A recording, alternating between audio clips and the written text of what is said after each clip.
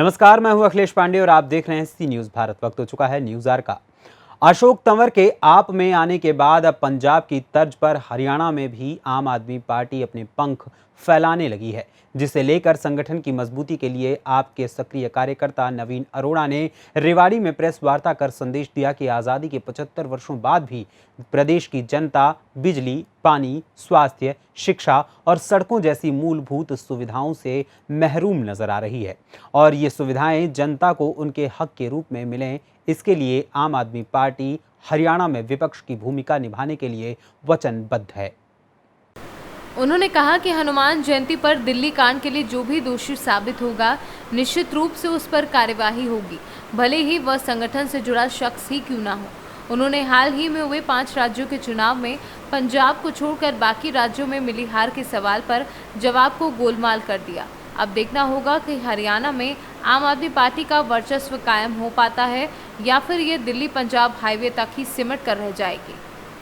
है कि पार्टी में संगठन का विस्तार हो रहा है। जनमानस हमारे जो है रूटीन में डेली हमारे कांटेक्ट में है और जुड़ रहे हैं। अब हमारा प्रयास रहेगा कि जो है सबल सक्षम विपक्ष की भूमिका हम यहाँ पे निभाएं, अपनी जनता की आवाज़ उठाएं, यहाँ के जो कॉमन मुद्दे हैं, कॉमन एजेंडा हैं, जो आम आदमी की ज़रूरत के हिसाब से जुड़े हुए हैं, उनकी हम आवाज़ बनेंगे और अपना भरपूर जो है वो देने की कोशिश करेंगे इनके उसके लिए। भाई मेन मुद्दे क्या रहेंगे आपके? देखो, आज तक मैं यही नहीं समझ पाया कि 75 साल जैसे आज़ादी के हो गए, आज भी शिक्षा मुद्दा है, स्वास्थ्य मुद्दा है, बिजली मुद्दा है, पानी मुद्दा है, जो बेसिक एम्यूनिटीज़ हैं, जो एक कौम आम आदमी जो मैक्सिमम मासिस में 70-75% से ज़्यादा आज भी हमारे देश में आम जनता है जो बिल्कुल अपना दिन डेली कमाना और डेली खाने के हिसाब से उनकी अर्निंग हो रही है, आज तक इन मूलभूत सुविधाओं से भी वंचित है। तो आज भी इसी चीज़ पे लड़ाई चल रही है।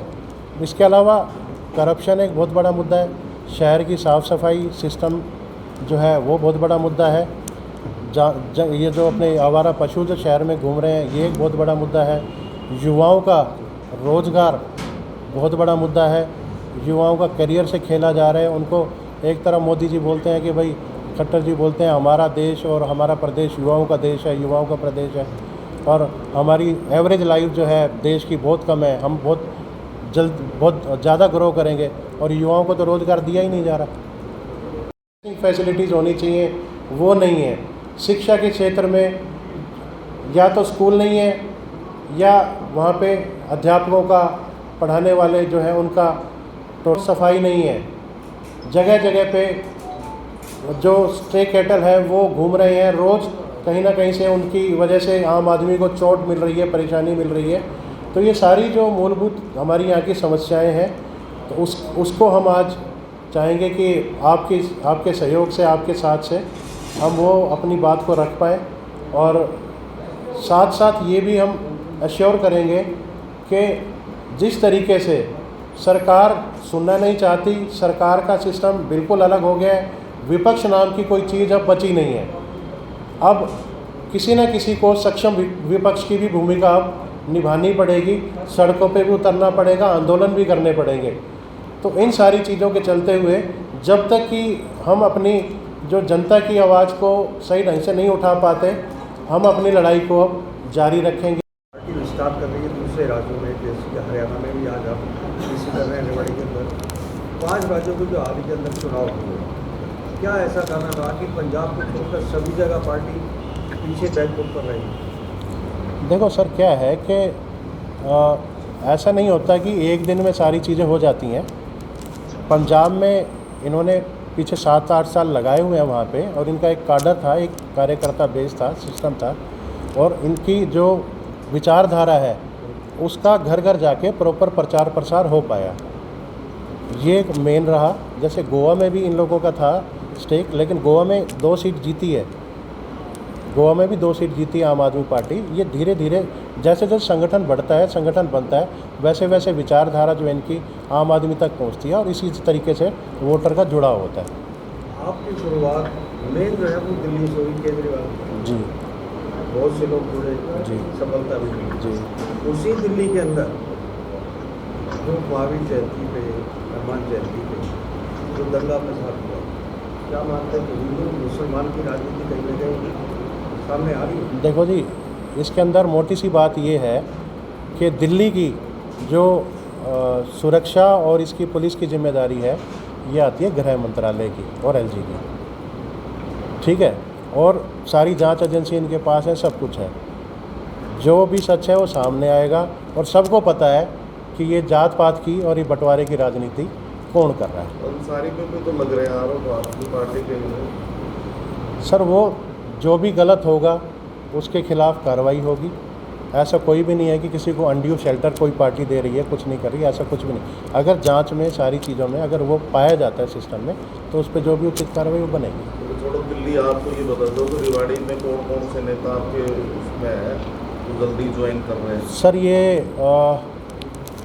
मेरे ख्याल से अगले 10-15 दिन में, जिस दिन ऑफिस का कार्यालय, हमारा कार्यालय की ओपनिंग हम करने जा रहे हैं, उस दिन आपको मतलब वेल इन टाइम सारी चीज़ों का नाम नहीं, ये तो बता दो आंकड़े कौन कौन बड़े नेता हैं, कितने सर हैं? काफ़ी हैं शहर के, काफ़ी रिनाउंड लोग हैं, गांव के हैं, आसपास के इलाके के हैं, अच्छे लोग हैं। नहीं, अभी तंवर जी पहले तृणमूल में गए कांग्रेस से, उसके बाद तृणमूल अच्छी पार्टी नहीं थी, उसमें गए। अब आप में भविष्य का अच्छा दिखाई दे रहा है, तो अब आप में आ गए पूरे। सर, ऐसा है, आम आदमी पार्टी पहले तृणमूल की बात कर लेते हैं। तृणमूल के अंदर ये था जी कि एक विकल्प बनाने की, एक बिना कांग्रेस और बीजेपी के खिलाफ एक संयुक्त मोर्चा राष्ट्रीय स्तर पे खोला जाएगा, और ये उसी कवायद का हिस्सा बने थे। और उसके अंदर जो है, जब सारी चीज़ें प्रशांत किशोर जी उसको बीच में कोऑर्डिनेट कर रहे थे। अब ममता बनर्जी अकेली एक नेता बन के ऐसी उभरी थी जिन्होंने जो है बंगाल में जिस तरीके से बीजेपी को टक्कर दी थी, जिस तरीके से उनको हिलाया था, तो उनका एक राष्ट्रीय स्तर पे कद बनना वाजिब था।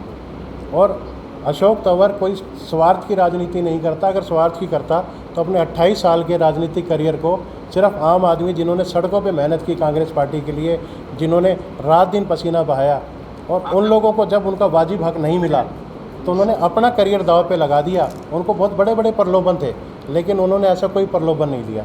वहाँ गए तो भी एक मिशन था, एक एजेंडा था जो हमें बताया गया था, उनको बताया गया था कि इस एजेंडे के थ्रू काम करेंगे। वो जब पूरा होता नहीं दिखा। आम आदमी पार्टी पहले भी संपर्क में थी और अब भी संपर्क में थी। आम आदमी पार्टी में लोग जाना चाह रहे हैं, लेकिन उनका फ़िल्टर एक चेक है, हर एक किसी की एंट्री नहीं है आज की तारीख में। लेकिन अशोक तंवर जी एक ऐसा चेहरा है जो आम आदमी पार्टी के अंदर, जैसे उन्होंने ज्वाइन किया है, तो पूरे हरियाणा में पार्टी का उठाव भी है।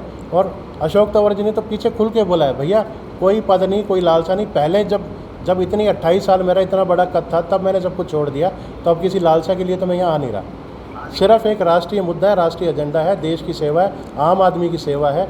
उस विचारधारा के तहत चलते हुए जो सिस्टम ठीक लगा उसमें आ गए। लगातार आप समाज सेवा में रहे, अचानक राजनीति में उतरना? देखो जी, मेरी ख्याल से राजनीति एक्चुअली तो समाज सेवा ही होनी, उससे सबसे बड़ी समाज सेवा ही। अब राजनीति का रूप बिगड़ गया, राजनीति का स्वरूप बिगड़ गया, तो बेसिकली सबसे बड़ी सेवा क्या है? राजनीति में आके आदमी अपने वो काम कर पाता है समाज की सेवा के लिए जो आदमी अपने निजी उस एफर्ट से नहीं कर सकता। अपनी लिमिटेशंस है, रिसोर्सेज की लिमिटेशंस है। लेकिन राजनीति को तो सबने आजकल व्यापार बना लिया। समाज सेवा करते करते अब लगा कि इस वक्त ऐसे हालात आ गए हैं कि आम आदमी को ही आगे आना पड़ेगा। अब आप पीछे कोविड का देख लो, इतना बड़ा प्रशासन, इतना बड़ा सिस्टम, इतनी बड़ी डेमोक्रेसी, इतना बड़ा आपके फाइनेंशियल रिसोर्सेज, सब कुछ था, क्या काम आया? सेवा किसने करी? आम जनता ने। सारी चीज़ें देखो, अल्टीमेटली देश चलाती है सरकार ज़रूर है, लेकिन जनता ही है जो कुछ है। सबसे बड़ी सुप्रीम पावर जनता ही है। तो समाज सेवा के रूप में ही मैं यहाँ पे, मेरा कोई राजनीतिक महत्वाकांक्षा नहीं, मेरे को कोई चुनाव की महत्वाकांक्षा नहीं, मेरे कुछ नहीं। लेकिन हाँ, अब ये मुझे लगा कि आवाज़ बनना है, कि मुद्दे उठाने हैं। आपको धन्यवाद देता हूँ कि आपने अपने कीमती समय में से कुछ समय निकालकर और आज इस मेरे निवेदन को स्वीकार किया। और ये एक शॉर्ट टर्म नोटिस पे बुलाई गई एक प्रेस कॉन्फ्रेंस है। बेसिकली इसमें हम थोड़ा सा, जैसे पार्टी का जो फ्यूचर प्लान है उस पे हम डिस्कस करना चाहेंगे।